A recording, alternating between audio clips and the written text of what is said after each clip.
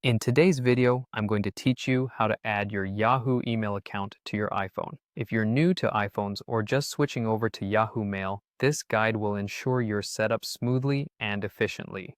We'll go through each step together so you capture every detail without missing anything important.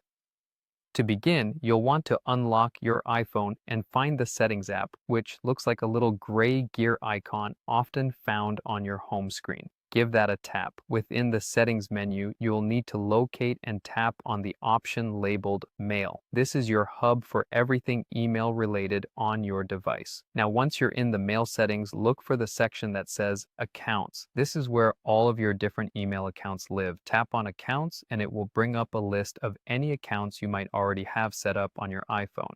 To add a new account, we're going to tap on Add Account.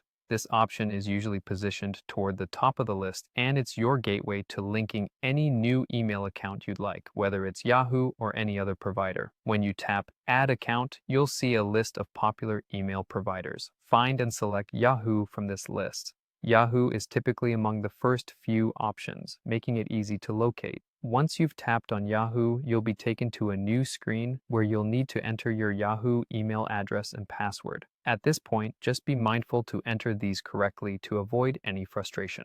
Follow the prompts that appear. This may include typing in your email address, pressing next, then entering your password. It's a straightforward process, but take your time if needed. After you've successfully input your email address and password, tap Next. Your iPhone will begin the process of verifying your account information.